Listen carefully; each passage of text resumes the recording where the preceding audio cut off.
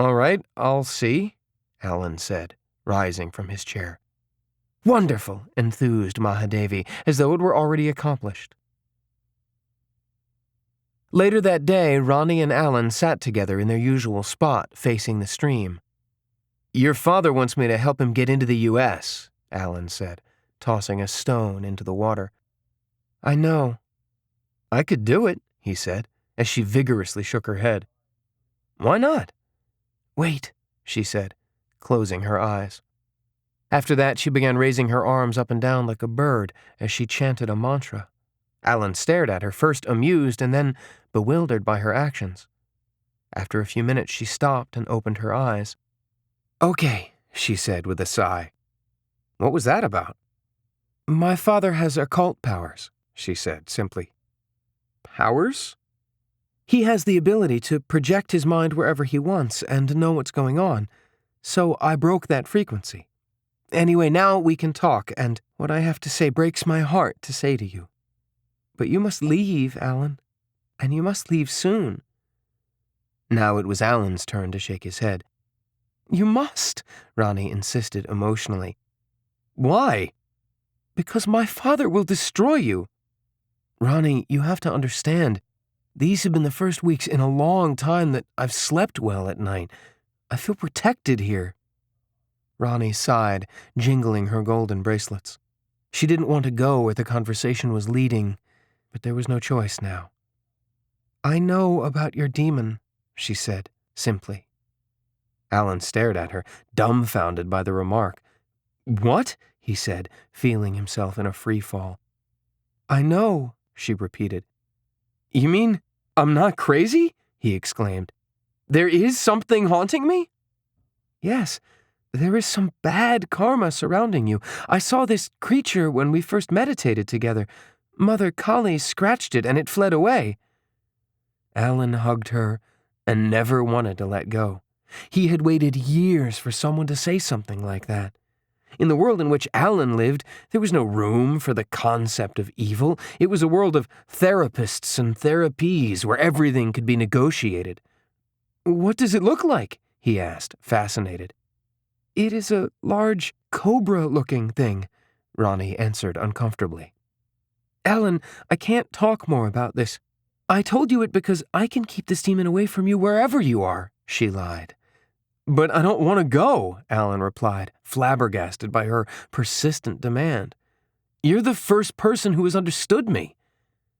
Ronnie took a deep breath, feeling her heart break at the thought of his leaving. You must. You don't know anything about what is happening here. You don't know that you were drugged by the drinks my father gives you. You don't know anything. But he is as dangerous as your demon. She fixed her pain-filled eyes right at him. Alan, I'm calling on all the good karma between us. I beg you to leave soon. Tonight, before his plans are set. Alan said nothing, and after a few minutes, Ronnie got up and returned to the ashram.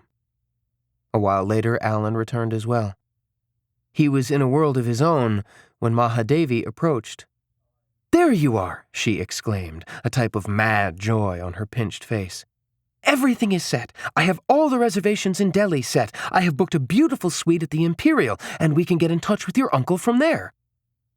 I didn't say I was going to do it, Alan exclaimed, stunned by the chutzpah of the woman.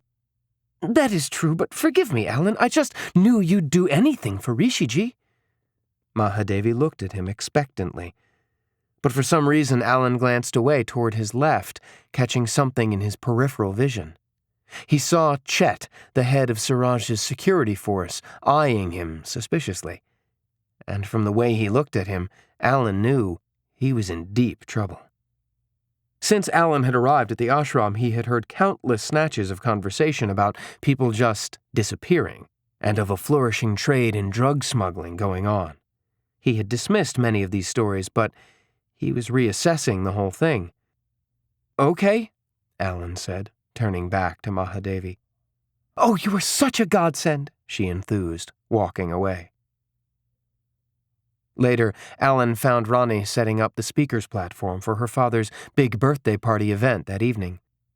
Ronnie, he called out to her. Come over here, she replied, gesturing that he follow her to the back of the stage. Maybe what you say is true, Alan reluctantly said, but I can't leave you. You're the only one who has kept me safe from this thing. Would you come to America? Ronnie smiled sadly, shaking her head. I can't, Alan. Ronnie briefly closed her eyes and prayed that all her lies would be forgiven. But I promise you, Alan, I will protect you from this creature always. Now, just promise me something else. Promise me that you'll go tonight during the birthday celebration. Security will be loose for the event. Please, promise me, she begged him. For the longest time, Alan said nothing. But then he sighed, giving in. If it's what you want, okay. I promise. Thank you, she said, not wanting to cry in front of him. And when you go, take the back road to Rishikesh. That'll be safer. All right, he replied. I'll always pray for you, Alan, she said, as she kissed him and then quickly walked away. Alan watched her until she was out of sight.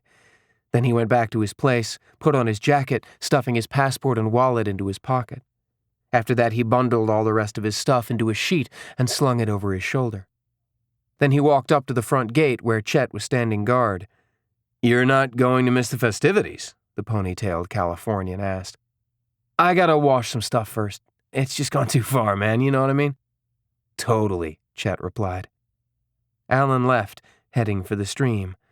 But once out of sight, he made his way toward the back road.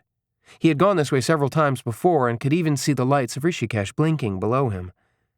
But a short while later, a strong wind began to blow, and then he heard thunder.